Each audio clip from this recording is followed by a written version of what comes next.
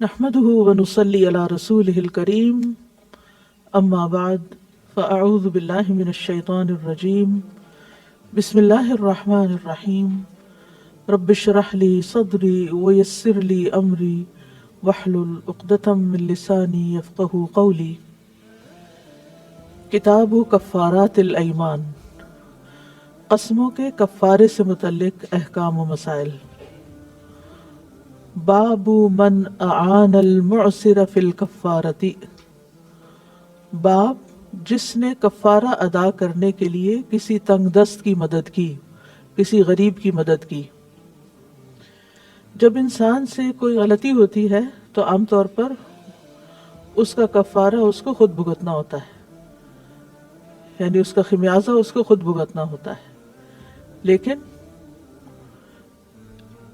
بعض اوقات اگر مالی جرمانہ ہو تو اس کے پاس وہ چیز نہ ہو تو اس کے لیے مشکل ہو جاتی ہے، تو ایسے میں دوسرے لوگوں کو چاہیے کہ وہ اس کی مدد کریں۔ مثلاً ایک شخص بوڑھا بھی ہے، بیمار بھی ہے، اس کی صحت کی کوئی امید بھی نہیں اور وہ روزے بھی نہیں رکھ سکتا، تو اب وہ کیا کرے؟ گھر والوں کے لیے خود مشکل ہے 2 وقت کا کھانا، تو وہ اس کا فدیہ کہاں سے دے؟ تو ایسے میں کوئی بھی قریبی عزیز رشتہ دار اس کو صدقہ دے کر اس کا فدیہ ادا کر سکتا ہے، یعنی وہ اس کو وہ مال دے اور اس مال سے وہ اپنا فدیہ ادا کر دے آگے۔ اسی طرح قسم کا معاملہ ہے یا دیگر کفارات ہیں، جو تو صاحب حیثیت ہے وہ تو خود ادا کرے گا، اور جس کے پاس حیثیت نہیں تو دوسرے اس کی مدد کریں گے تاکہ وہ اپنے فرض سے اپنا فرض پورا کرے۔ حدثنا محمد بن محبوب حدثنا عبد الواحد حدثنا معمر عن الزهري عن حمید بن عبد الرحمن عن ابی ہریرہ رضی اللہ عنہ قال جاء رجل الى رسول اللہ صلی اللہ علیہ وسلم فقال هلكت فقال وما ذاك قال وقعت بأہلی فی رمضان۔ ابو ہریرہ رضی اللہ عنہ سے روایت ہے، قالا کہتے ہیں، جاء آیا، رجل ایک شخص، الی رسول اللہ صلی اللہ علیہ وسلم رسول اللہ صلی اللہ علیہ وسلم کے پاس، فقالا پھر اس نے کہا، ہلکت میں ہلاک ہو گیا، فقالا تو آپ نے پوچھا، وما ذاک کیا بات ہے؟ قالا اس نے کہا، وقعت بأہلی فی رمضان میں نے اپنی بیوی سے رمضان میں صحبت کر لی ہے۔ قالا آپ نے فرمایا، تجد رقبۃ کیا تمہارے پاس کوئی غلام ہے، یعنی آزاد کرنے کے لیے اس کے کفارے کے طور پر؟ قالا لا، بولا نہیں۔ قالا هل تستطيع ان تصوم شہرین متتابعین آپ نے پوچھا، کیا تم متواتر 2 مہینے روزے رکھ سکتے ہو؟ قال لا، بولا نہیں۔ قال فتستطيع ان تطعم 60 مسکینا آپ نے پوچھا، کیا تم 60 مسکینوں کو کھانا کھلا سکتے ہو؟ قال لا، کہنے لگا نہیں۔ قال تو وہ کہتے ہیں، فجاء رجل من الانصار تو انصار میں سے ایک شخص اس دوران آ گیا، بعرق ایک ٹوکرا لے کر، والعرق المکتل عرق ایک پیمانہ ہے، فیہ تمر جس میں کھجور ہوتی ہے، یعنی کھجور اس سے ناپی جاتی ہے۔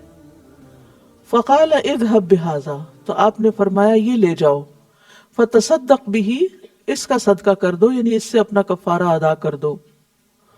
قال اعلی احوج منا کیا ان پر جو ہم سے زیادہ حاجت مند ہے؟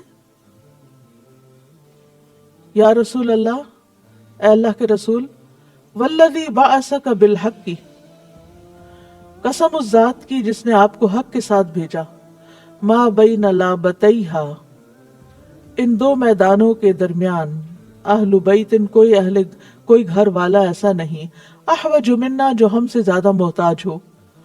ثم قال اذهب پھر آپ نے فرمایا اچھا جاؤ، فأطعمہ اہلک اور اپنے گھر والوں ہی کو کھلا دو یہ صدقہ۔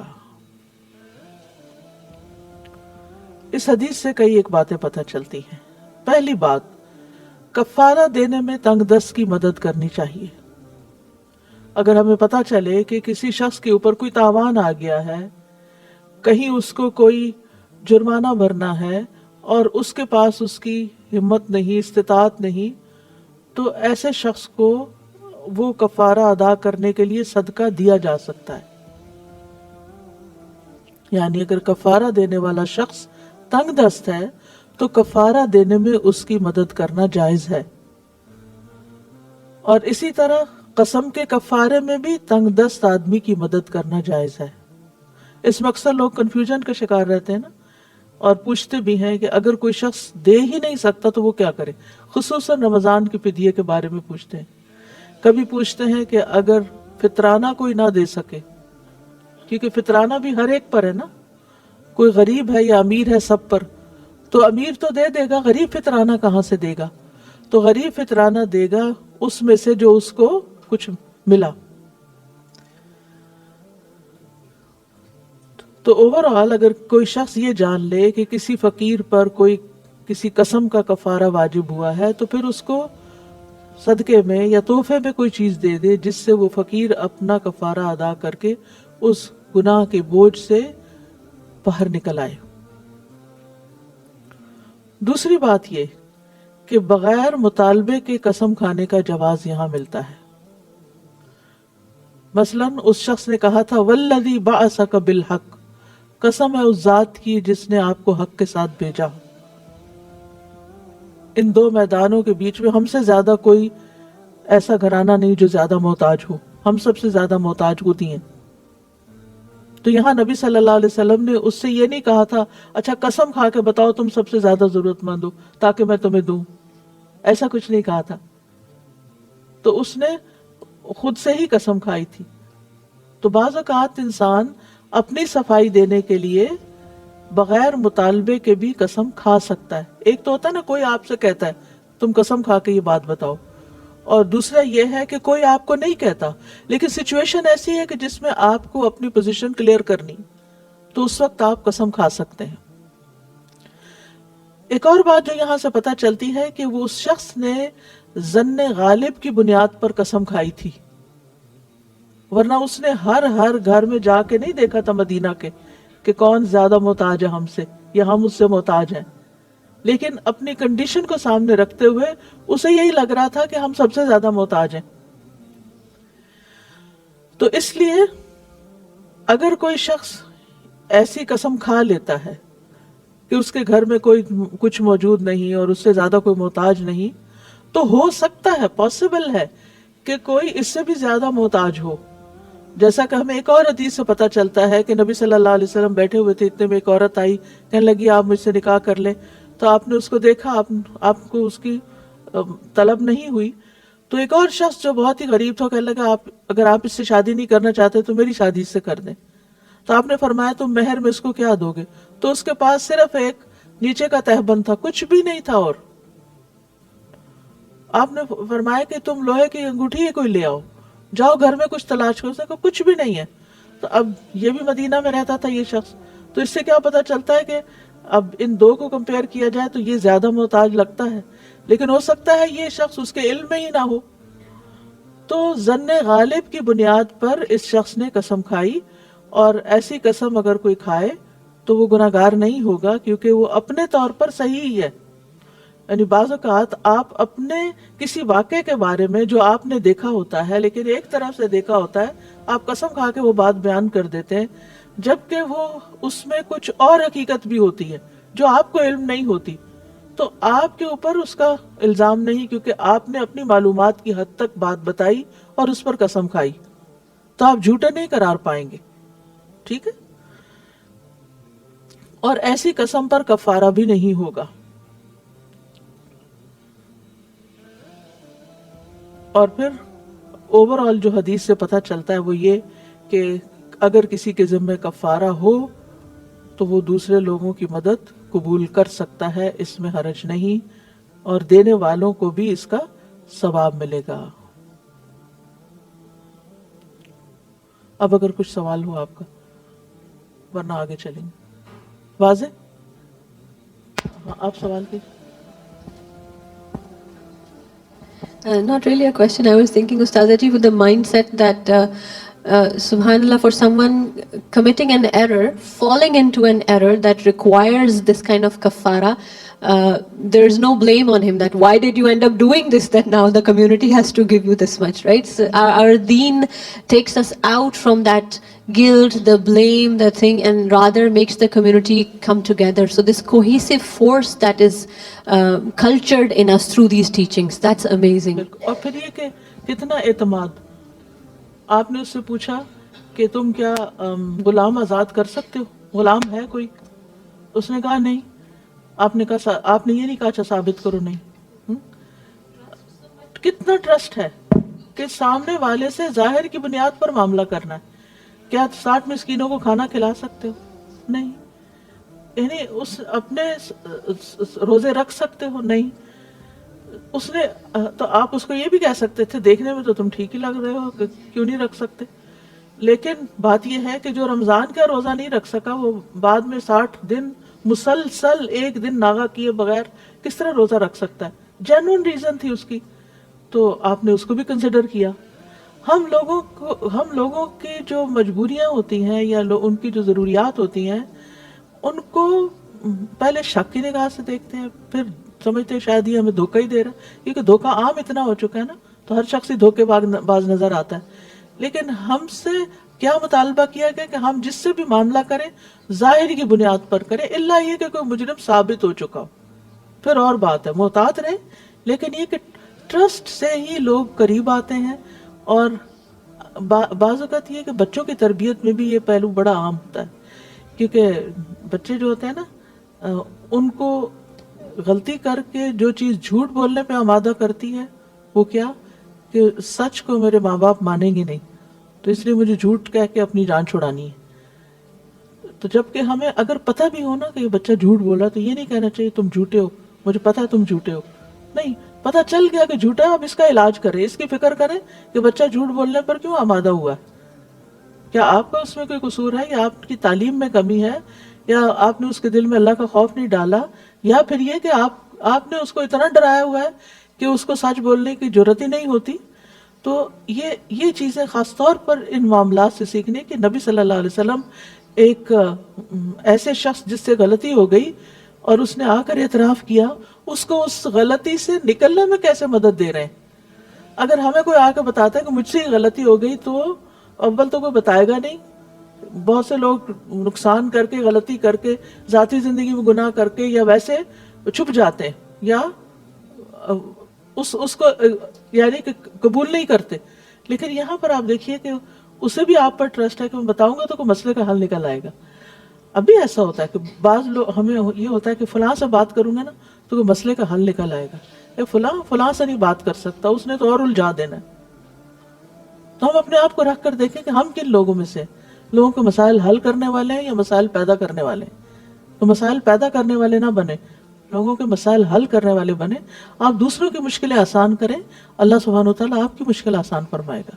جی یس.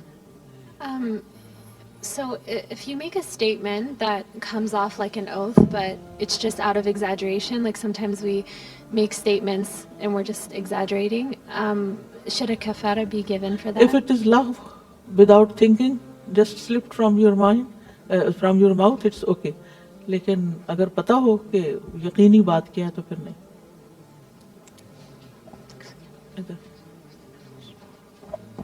Assalamu alaikum, Ustaza.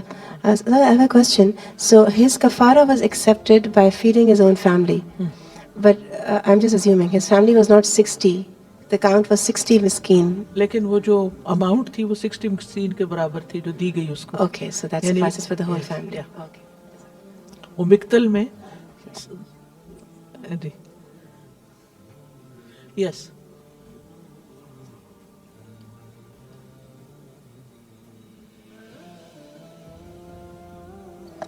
Assalamu alaikum. وعلیکم. I wanted to know what vow is that would need for you to do a kafara. Like, I didn't really understand yesterday. Okay, جب کسی کام کو جب کسی کام کو اللہ سے وعدہ کر کے پورے نیت اور ارادے کے ساتھ کچھ اپنے اوپر لازم کیا جائے، جس میں اللہ کا گواہ ہونا ضروری ہے. ایک ہوتا ہے ہم اپنے اندر پلان کر رہے ہوتے ہیں، میں آج یہ کام کر لوں گی، میں آج اتنا قرآن پڑھ لوں گی، اس ہفتے تو میں یہ سورت یاد کر لوں گی، ہوتا ہے نا، اس ہفتے میں فلاں بیمار کو دیکھ آؤں گی، میں یہ کروں گی وہ کروں گی. کئی چیزیں ہم دل میں سیلف ٹاک میں سوچتے رہتے ہیں اور پکی نیت کرتے ہیں، پکا ارادہ کرتے ہیں. بعض اوقات ہم کسی کو بول بھی دیتے ہیں میرا ارادہ ہے کہ اس ہفتے میں اپنے یہ کام ختم کر لوں، نیکی کے سارے کام ہوتے ہیں. یہ نظر نہیں ہوتی، نظر ہوتی ہے اللہ کے لیے اپنے دل میں پکا وعدہ کرنا کہ میں یہ کام، مثلاً جیسے مثال کل بھی دی تھی میں نے، 3 روزے ہر مہینے رکھوں گا اللہ کے لیے، یہ کام کروں گا، ٹھیک ہے. اور اپنے دل میں ہوتا ہے کہ میں انی نذرت للرحمن صوما فلن اکلم اليوم انسیا. اس جملے کو اگر آپ دیکھیں، انی نذرت للرحمن، اللہ کے لیے، رحمان کے لیے، اور پھر فلن اکلم، تاکیدی جملہ ہے، فلن اکلم اليوم انسیا، آج میں ہرگز کسی سے بات نہیں کروں گی کیونکہ میں نے نظر مان لی. تو اس میں آپ کے دل میں نظر ماننے کا خیال ہوتا ہے، ایک کمٹمنٹ ہوتی ہے، وہ نظر ہوتی ہے. ہر پلاننگ نظر نہیں ہوتی. واضح؟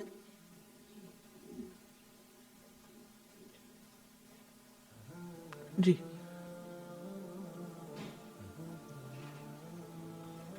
ٹھیک ہے. باب یعطی فی الکفارۃ 10 مساکین قریبا کان او بعیدا. باب کفارہ میں 10 مسکینوں کو کھانا دیا جائے، خواہ وہ قریب کے رشتہ دار ہوں یا دور کے رشتہ دار. گویا دوسرے لفظوں میں کفارہ رشتہ داروں کو یا مسکین رشتہ داروں کو بھی دیا جا سکتا ہے، ٹھیک ہے. بلکہ کفارہ دینے میں سب سے پہلے آپ اپنے خاندان میں دیکھیں کہ کوئی ضرورت مند گھرانہ ہے، ہو سکتا ہے آپ کے بھائی کا ہو، آپ کی بہن کا ہو، تو آپ اس میں سے سب سے پہلے قریب والوں کو دیکھیں گے. قریب والے نہیں تو دور والے دیکھیں گے، دور والوں میں بھی نہیں تو پھر کیا کریں گے؟ پھر باہر دیں گے، بالکل، لیکن ہونے مسکین چاہیے. حدثنا عبداللہ بن مسلمۃ حدثنا سفیان عن الزہری عن حمید عن ابی ہریرہ قال جاء رجل الى النبی صلی اللہ علیہ وسلم فقال، ایک شخص نبی صلی اللہ علیہ وسلم کے پاس آیا تو کہنے لگا ہلکت، میں ہلاک ہو گیا. قال وما شأنک، فرمایا تمہارا کیا حال ہے، کیا معاملہ ہے، کیا بات ہے؟ قال وقعت علی امرأتی فی رمضان، کہنے لگا میں نے رمضان میں اپنی بیوی سے صحبت کر لی. قال هل تجد ما تعتق رقبۃ، آپ نے فرمایا کیا تمہارے پاس کوئی غلام ہے جسے آزاد کر سکو؟ قال لا، بولا نہیں. قال، فرمایا فهل تستطيع ان تصوم شهرين متتابعين، کیا تم متواتر 2 مہینے کے روزے رکھ سکتے ہو؟ قال لا، بولا نہیں. قال فهل تستطيع ان تطعم 60 مسکینا، فرمایا کیا 60 مسکینوں کو تم کھانا کھلا سکتے ہو؟ قال لا اجد، عرض کیا اس کے لیے بھی میرے پاس کچھ نہیں. فأتي النبی صلی اللہ علیہ وسلم بعرق فیہ تمر، تو نبی صلی اللہ علیہ وسلم کے پاس ایک ٹوکرا لایا گیا جس میں کھجوریں تھیں. فقال خذ هذا، آپ نے فرمایا اسے لے جاؤ. فتصدق به، اس کا صدقہ کر دو. فقال اعلی افقر منا، کیا ان پر جو ہم سے بھی زیادہ محتاج ہوں؟ ما بین لابتیہا افقر منا، ان 2 میدانوں کے درمیان ہم سے زیادہ کوئی محتاج نہیں. ثم قال خذہ فاطعمہ اہلک، آخر آپ نے فرمایا اچھا اسے لے جاؤ اور اپنے گھر والوں کو کھلا دو. تو اس حدیث تو وہ ملتی جلتی ہے اوپر والی حدیث سے، لیکن اس میں امام بخاری ایک نیا مسئلہ نکال کے لاتے. چاہتے تو پچھلی حدیث میں نکال دیتے، لیکن الگ سے باب باندھا اور ایک ڈیفرنٹ لفظوں کے ساتھ روایت لے کر آئے. تو یہاں قسم کے کفارے کا مصرف بتایا جا رہا ہے کہ کہاں دیا جا سکتا ہے. تو قسم کا کفارہ 10 مساکین کو کھانا کھلانا ہے، اور چونکہ آپ نے اسے کہا کہ گھر والوں کو ہی لے جا کے کھلا دو، تو پھر اس سے پتہ چلتا ہے کہ اس میں دور قریب کے سب رشتہ دار شامل ہو جاتے ہیں اگر ان کو دینا پڑے یا وہ ضرورت مند ہوں. جی یعنی 10 پورشنز، چاہے 5 ممبرز ہیں لیکن 10 پورشنز آپ نے 10 کھانے نکال دیے تو وہ ایک بندے کو بھی 10 دے سکتے ہیں، 10 دن کھا لے گا وہ، تو 10 کے برابر ہو جائے گا.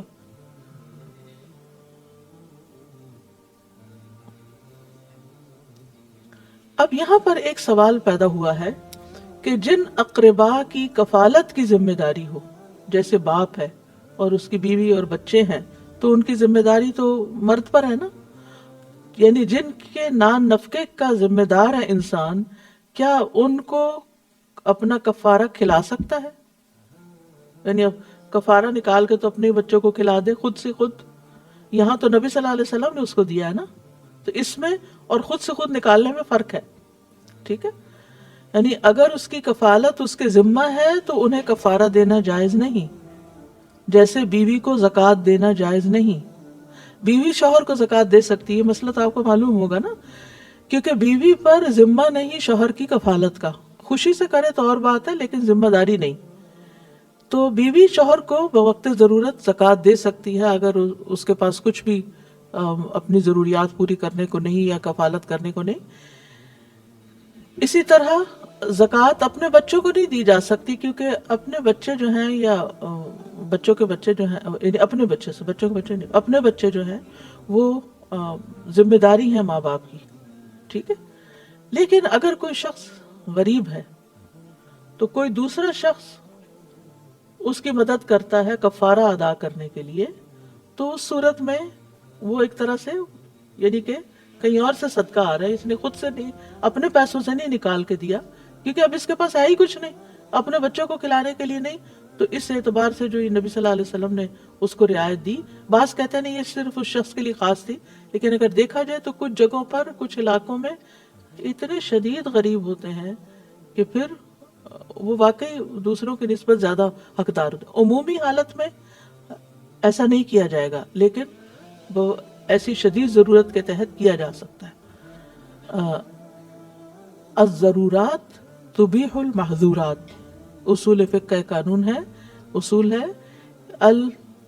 الضرورات، یعنی جہاں سخت قسم کی نیڈز ارائز ہو جائیں وہاں محظورات یعنی مردار کھانے کی بھی اجازت ہے. محظور ہوتا ہے نا جس چیز سے روکا گیا ہو. ٹھیک ہے،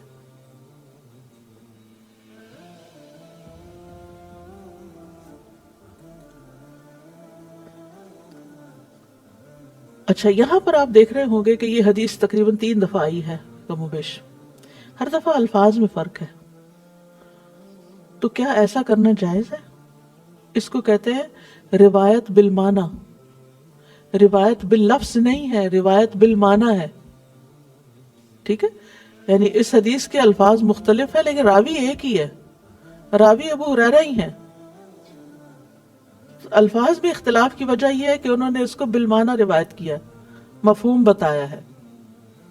تو جو اس قسم کی احادیث ہوتی ہیں واقعات سے متعلق، ان کو روایت بالمعنی کے تحت بیان کرنے میں کوئی حرج نہیں، لفظ آگے پیچھے ہو جائے تو کوئی بات نہیں. لیکن جو عقائد سے متعلق ہو، عبادات سے متعلق ہو، ان حدیثوں کو باقاعدہ حفظ کیا جاتا ہے. صحابہ کرام نبی صلی اللہ علیہ وسلم کے اٹھ جانے کے بعد آپس میں بیٹھ کر ایک دوسرے سے مذاکرہ کرتے تھے. وہ احادیث ایسے ہی یاد کرتے تھے جیسے قرآن یاد کیا جاتا ہے، اور ان کو الفاظ کے ساتھ ہی روایت کرتے تھے. لیکن وہ احادیث جن میں کوئی واقعات ہیں، تو ایک ہی واقعہ اگر آپ ایک دفعہ بیان کریں اور دوسری دفعہ دوسری جگہ بیان کریں، کوئی الفاظ میں فرق آتا ہے؟ یعنی کہیں آپ نے کوئی چیز دیکھی، اس کا ذکر، مثلا آپ کسی شادی پر گئے تو واپس آ کے آپ کے ہسبینڈ پوچھتے ہیں کیسی شادی تھی، تو آپ ان کے مطابق کچھ چیزیں بتا دیتے ہیں. اچھا پھر آپ کے بچے پوچھتے ہیں کہ کیسی تھی شادی، پھر آپ وہی واقعہ، وہی قصہ دوبارہ دہرائیں گے، کیا ویسے ہی بتائیں گے جیسا؟ فرق آئے گا نا. اچھا پھر کوئی تیسرا باہر سے آیا، اس نے پوچھا وہ فلاں کی شادی کیسی تھی، آپ کی فرینڈ پوچھ رہی ہے مثلا، فرق آئے گا نا. کہیں زیادہ ڈیٹیل بتائیں گے آپ، کہیں آپ اختصار. سامنے والے کی بھی ضرورت کے مطابق آپ بتائیں گے کہ اس کو کتنی انفارمیشن چاہیے. اسی لیے آپ دیکھیں کہ قرآن مجید میں بھی جو قصص ہے، قصے ہیں، ان میں الفاظ فرق ہے. سورۃ القمر میں آپ دیکھیے کہ کیا زبردست انداز ہے چند الفاظ میں پورا پورا قصہ بیان کرنے کا. اس کے برعکس سورۃ الاعراف دیکھیں اور دیگر صورتیں، سورۃ القصص دیکھیں، ان میں کیا تفصیلات ہیں.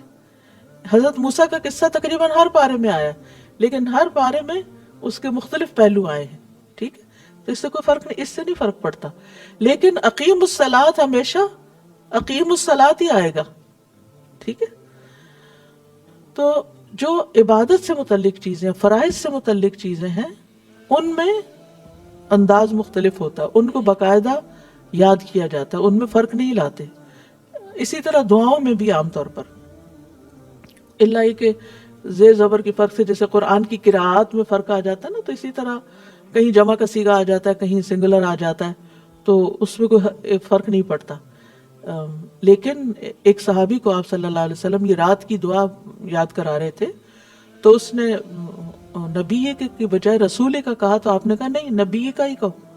تو وہ الفاظ نہیں بدل سکتے، حالانکہ بات تو ایک ہی بنتی ہے نا، لیکن وہاں من و ان ہی اس کو یاد کرنا ہوگا اور آگے بیان کرنا ہوگا. یہاں کوئی سوال ہو ورنہ آگے چلیں گے جی. کیونکہ اب یہ نظر کفارے تقریباً ختم ہو رہے ہیں، اب تھوڑا سا ٹاپک چینج ہو رہا ہے.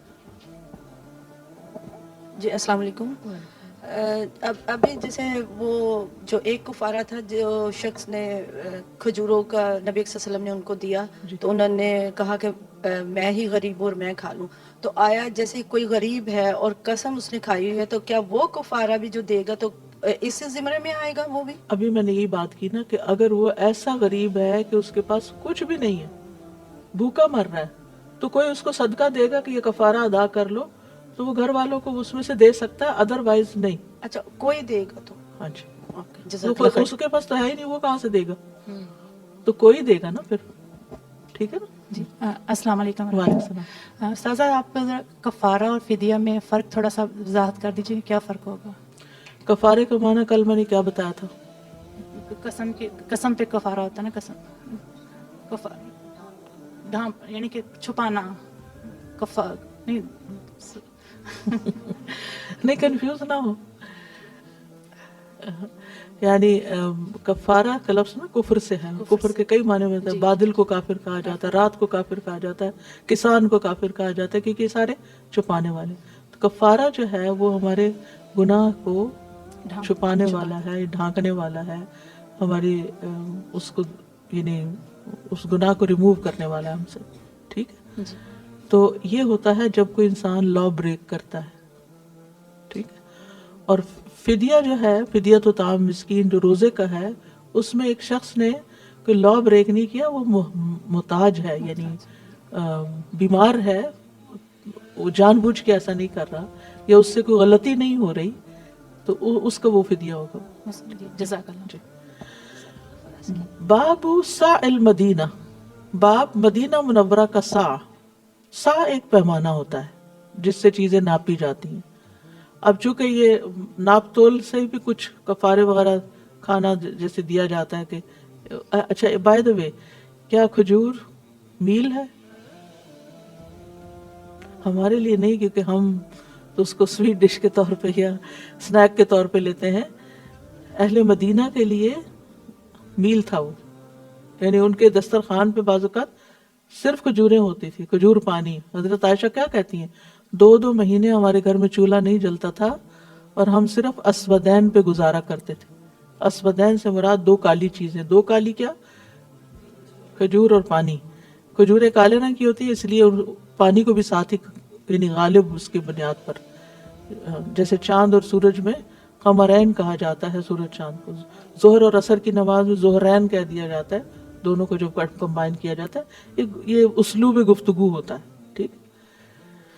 باب مدینہ منورہ کا سا ومد النبی صلی اللہ علیہ وسلم وبرکتہ وما توارث اہل المدینہ من ذلک قرنا بعد قرن. اور نبی صلی اللہ علیہ وسلم کا مد اور اس میں برکت، اور بعد میں بھی اہل مدینہ کو نسلاً بعد نسلن جو سا اور مد ورثہ میں ملا اس کا بیان، وما توارث اور جو ورثے میں پایا اہل المدینہ نے، من ذالک اس میں سے، قرنن بعد قرنن نسل بعد نسل، یعنی صدی بعد صدی لفظی معنی بنتا ہے لیکن نسل در نسل نہیں ہم جیسے کہتے ہیں، نسل در نسل ورثے میں ان کو یہی پیمانہ ملا، وہ یہی پیمانہ استعمال کرتے تھے۔ اصل میں امام بخاری یہ بات یہاں کیوں لا رہے ہیں؟ کیونکہ بعد میں اس کی مقدار میں فرق ہو گیا تھا، یعنی اہل مدینہ اور اہل کوفہ کی مقدار فرق تھی۔ ہشام بن عبد الملک نے جو ایک اموی خلیفہ تھا اس نے پیمانہ تھوڑا بدل دیا تھا، تو اس لیے امام بخاری کہتے ہیں کہ کفارہ کس پیمانے کے مطابق استعمال کیا، جیسے ہمارے ہاں کلو اور سیر میں فرق ہے نا، سیر کم ہوتا ہے کلو زیادہ ہوتا ہے، تو آپ یوں ہی سمجھیے کہ اسی طرح اہل مدینہ کا مد اور جو دوسرا ہے اہل کوفہ کا اس میں مقدار میں فرق ہے۔ تو امام بخاری کے کہنے کا مطلب یہ ہے کہ کفارہ اہل مدینہ کے سا کے مطابق ہی ادا کیا جائے گا، ٹھیک ہے، کیونکہ مدینہ کے سا اور مد میں برکت ہے۔ ایک زمانے تک بطور وراثت یہی پیمانہ جاری رہا، اس میں کوئی تبدیلی نہ آئی، لیکن بعض حکمرانوں نے اس میں اضافہ کیا مگر وہ پاپولر نہیں ہوا، تو قسم کے کفارے میں اہل مدینہ کا پیمانہ ہی مانا جائے گا۔ اور مدینہ کا سا جو ہے یہ تواتر سے بھی چلتا ہے، یعنی اس کی بھی سند۔ حدثنا عثمان بن ابی شیبۃ حدثنا القاسم بن مالک المزنی حدثنا الجعید ابن عبد الرحمن عن السائب بن یزید قال كان الساع على عهد النبي صلى الله عليه وسلم مدا وثلثا بمدكم اليوم فزيد فيه في زمن عمر بن عبد العزيز۔ صاحب بن یزید بیان کرتے ہیں کہ نبی صلی اللہ علیہ وسلم کے زمانے میں ایک سا، كان الساع على عهد النبي صلی اللہ علیہ وسلم مدا وثلثا، ایک مد اور ایک اور تہائی کے برابر ہوتا تھا، 3/4 بمدکم اليوم، تمہارے مد کے مقابلے میں جو آج تم یوز کرتے ہو۔ فزید فیہ فی زمن عمر بن عبد العزیز، اس میں اضافہ کر دیا گیا عمر بن عبد العزیز کے زمانے میں۔ تو رسول اللہ صلی اللہ علیہ وسلم کے عہد مبارک میں مد کی مقدار 2 رتل سے کم تھی، رتل بھی ایک پیمانہ ہے، ٹھیک ہے۔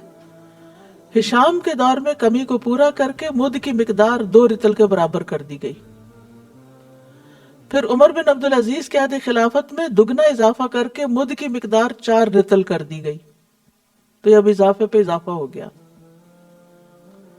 اگر اس میں 1/3 جمع کیا جائے تو عہد نبی کے سا کے برابر ہو جاتا ہے، یعنی رسول اللہ صلی اللہ علیہ وسلم کے دور میں سا کی مقدار 5 3/4 رتل تھی، جب عمر بن عبد العزیز کے دور میں رائج مد 4 رتل میں 1/3 مد، یعنی 1 مد، 1 مد اور 3/4 رتل کا اضافہ کیا جائے تو پھر وہ سا 90 کے برابر ہو جاتا،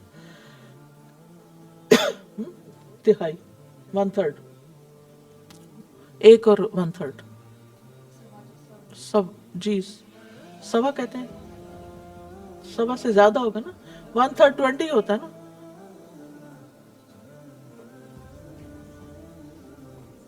کوارٹر ہی ہوگا نا، 1/4 نہیں ہوگا، 35% بنے گا، اوکے ٹھیک ہے۔ ابن بطال کہتے ہیں اس میں دلیل ہے کہ اہل مدینہ اس کو 1 صدی کے بعد دوسری صدی اور 1 نسل کے بعد دوسری نسل میں منتقل کرتے آئے۔ بہرحال حدثنا منذر بن الولید الجارودی حدثنا ابو قتیبہ وهو سلم حدثنا مالک عن نافع قال كان ابن عمر يعطي زكاة رمضان بمد النبي صلی اللہ علیہ وسلم۔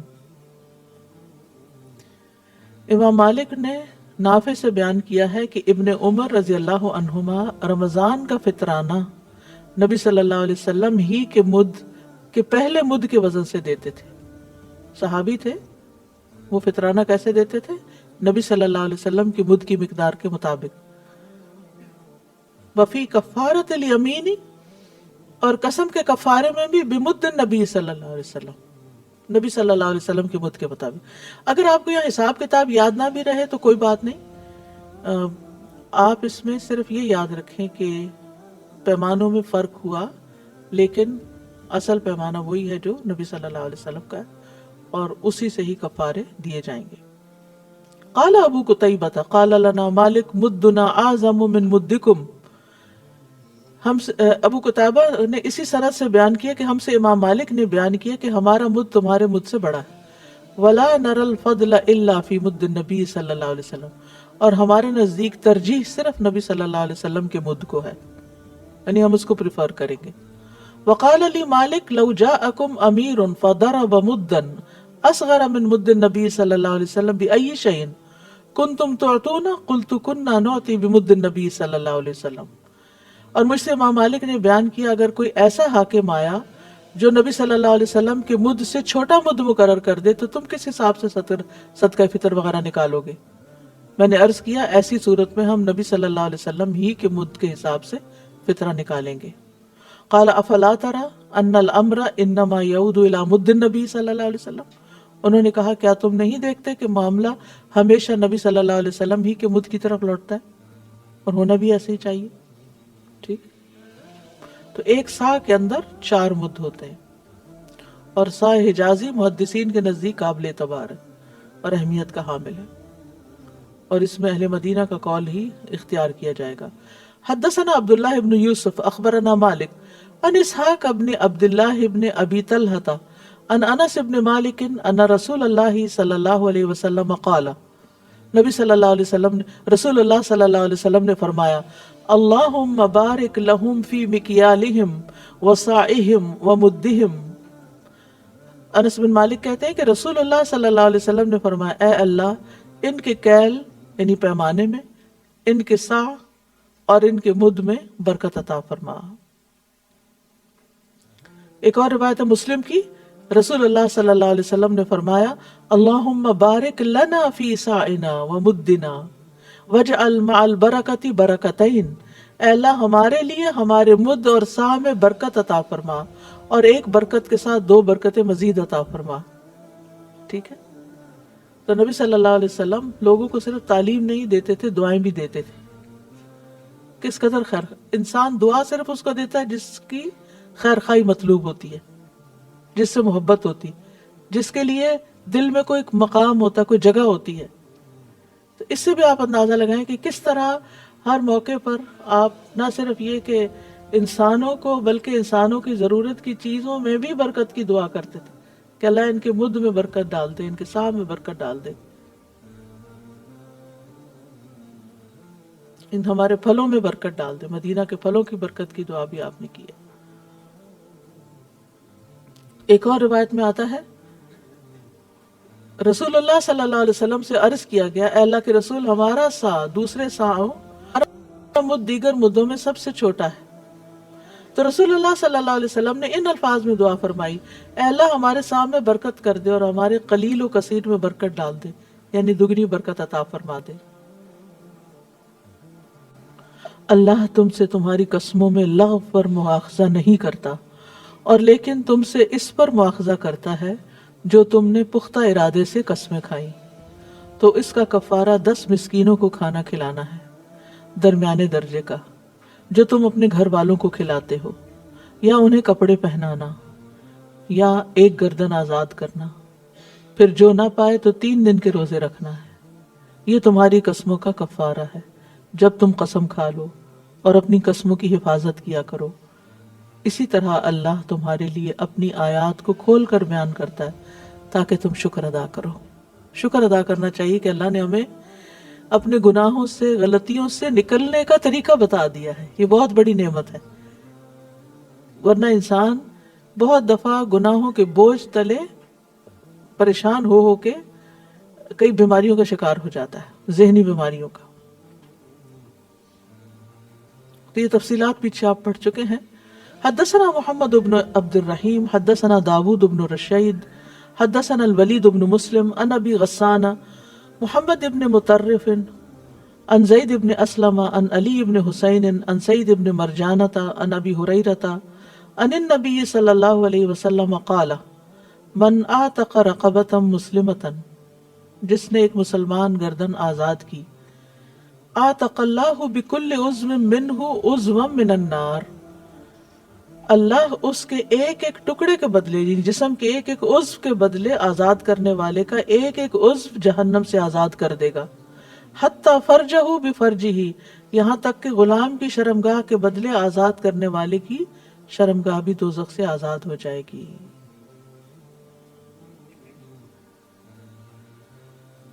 تو غلام آزاد کرنا جہنم سے آزادی کا سبب ہے، جیسے کفارہ ادا کرنا گناہ سے آزاد ہونے کا سبب ہے. اور یہاں امام بخاری کہتے ہیں وَأَيُّ الرِّقَابِ أَزْكَى، زیادہ بہتر غلام کون سا ہے جسے آزاد کیا جائے، تو وہ مسلمان غلام ہی ہے. ابو ذر رضی اللہ عنہ نے رسول اللہ صلی اللہ علیہ وسلم سے سوال کیا کہ کون سا غلام آزاد کرنا افضل ہے. آپ نے فرمایا جو قیمتی ہو، یعنی اچھا غلام ہو، صحت مند، اور اپنے آقا کے ہاں مرغوب اور پسندیدہ ہو. تو اس حدیث میں اگرچہ مومن کی شرط نہیں ہے، تاہم شک و شبہ سے نکلنے کے لیے بہتر ہے کہ مومن غلامی آزاد کیا جائے، کیونکہ قرآن میں مومن کا ذکر آتا ہے. غلام آزاد کرنے کی فضیلت جیسے کہ اس حدیث سے پتہ چلتی ہے، کچھ اور احادیث سے بھی پتہ چلتی ہے.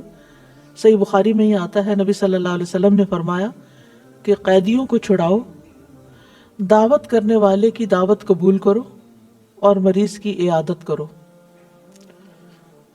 اسی طرح ترغیب و ترہیب میں غلام کے ایک ایک عضو پر اجر کے بارے میں آتا ہے.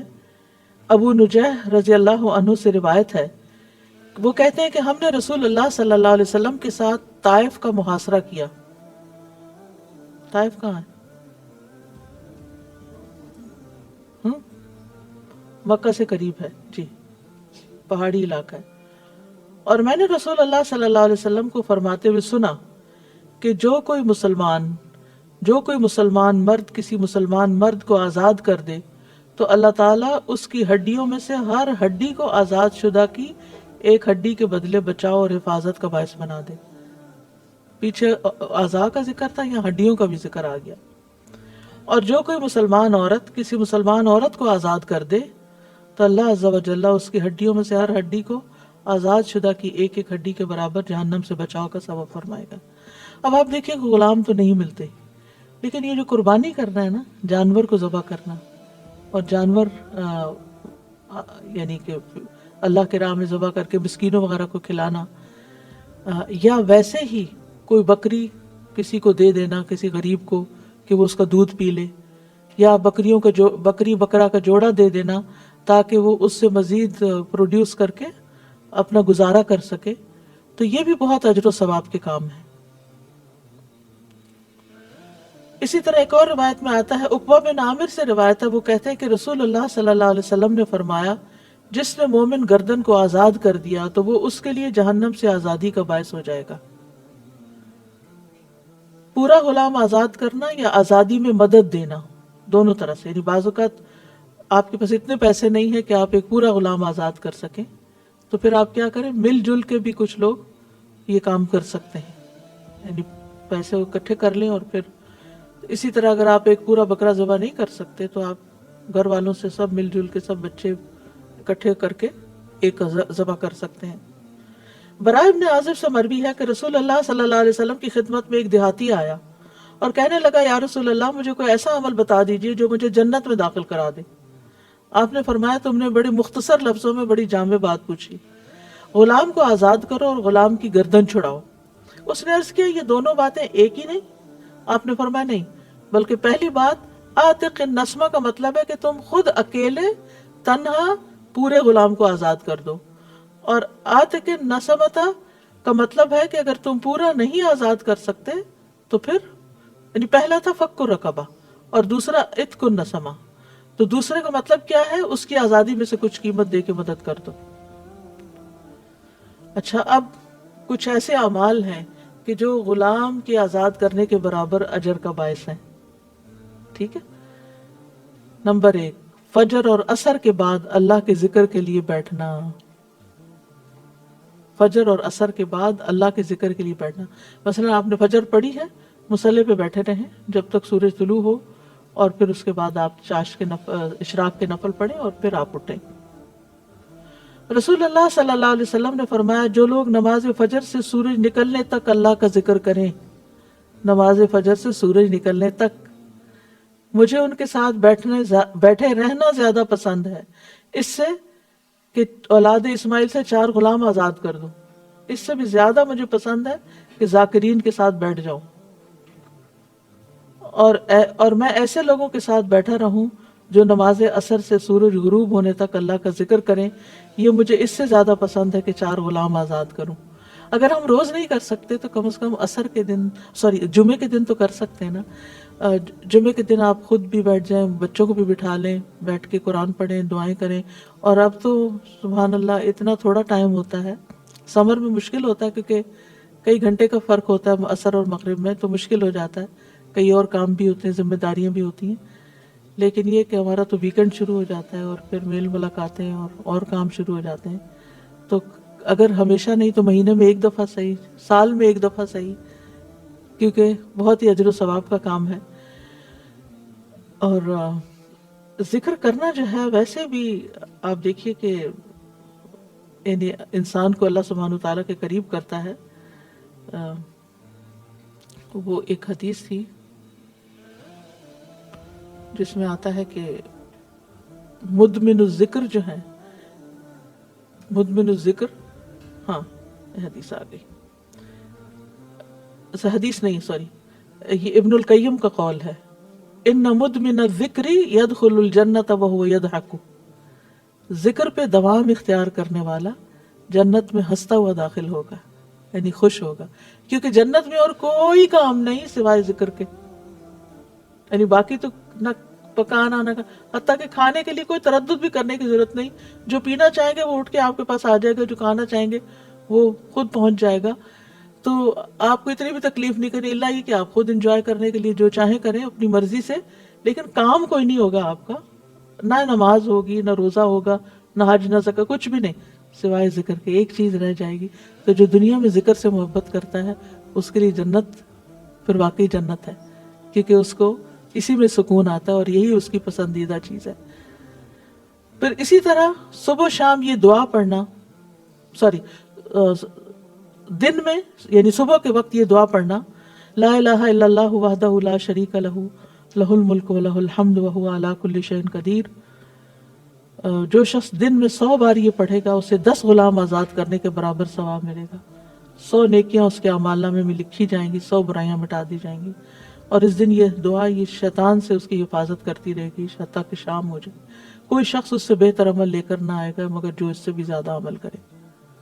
ٹھیک ہے، یہ صحیح بخاری کی روایت ہے. طواف اور صحیح کرنا، نبی صلی اللہ علیہ وسلم نے فرمایا جب تم اپنے گھر سے بیت الحرام کے ارادے سے نکلتے ہو، ابھی گھر سے نکلیں، ایئرپورٹ ہی جا رہے ہیں، 401 پہ ہیں آپ، تو تمہاری اونٹنی، پھر 427 پہ چلے جائیں، تو تمہاری اونٹنی کوئی قدم نہیں رکھتی اور نہ اسے اٹھاتی ہے مگر اللہ تعالیٰ اس کے ساتھ تمہارے لیے ایک نیکی لکھ دیتا ہے. ایک پہیا گھومتا ہے تو ایک نیکی لکھی جاتی ہے، اور تم سے ایک گناہ مٹا دیتا ہے.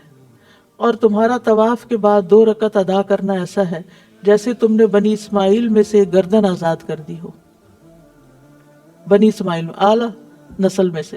اور تمہارا صفا و مروہ میں دوڑنا ایسا ہے جیسے 70 گردنیں آزاد کرنا. لیکن ان اجر و ثواب کی جب ہمیں وہ ذہن میں تازگی نہیں ہوتی نا، بس ایسے ہی عمرہ کرنے چل پڑتے ہیں، تو پھر ہر قدم پہ شکایتیں، ہر قدم پہ شکوے، ہر قدم پہ رونا دھونا، یہ بڑا مشکل ہے. اور یہ کینیڈا سے جانا تو بہت ہی مشکل، اتنا دور پڑتا ہے اور تھک جاتا ہے بندہ. شکر کریں کہ جتنی دور سے جاتے ہیں اتنا ہی زیادہ اجر و ثواب ہے. جتنی دور سے جائیں گے اتنا زیادہ سفر طے ہوگا، اتنا زیادہ نیکیاں لکھی جاتی رہیں گی، لکھی جاتی رہیں گی، لکھی جاتی رہیں گی، گناہ مٹتے جائیں گے. اور واقعی انسان جب صحیح کرتا ہے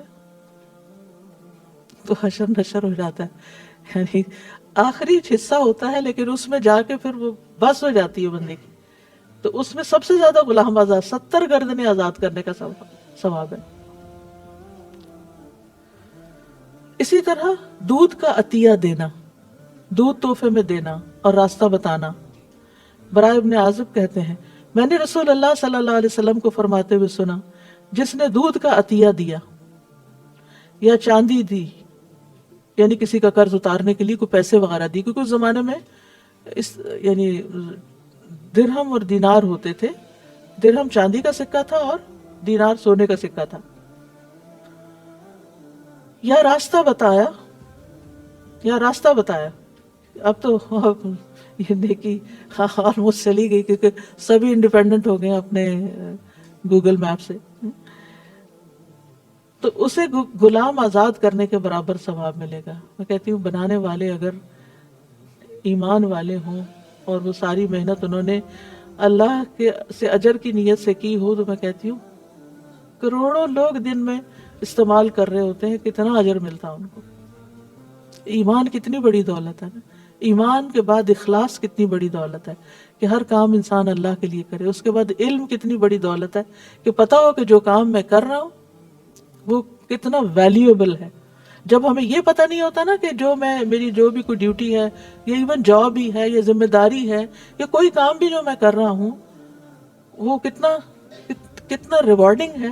جب انسان کو پتہ چل جائے تو پھر وہ تھکتا نہیں، پھر وہ کہتا کرتا ہی چلا جاؤں اور موقع ملے. ورنہ تو انسان بڑی جلدی تھک جاتا ہے اور بڑی جلدی احسان جتانا شروع کر دیتا اور سارا اخلاق برباد ہو جاتا ہے کہ میں نے اتنا کیا، اور ساتھ ہی اجر بھی پانی میں بہہ جاتا ہے. تو اللہ تعالیٰ ہمیں واقعی ایسے کاموں کی توفیق دے کہ جس سے ہمارے اجر محفوظ ہو جائیں اور خالص اس کی رضا کے لیے. سبحانک اللہم و بحمدک اشہد ان لا الہ الا انت استغفرک و اتوب الیک. السلام علیکم و رحمۃ اللہ وبرکاتہ.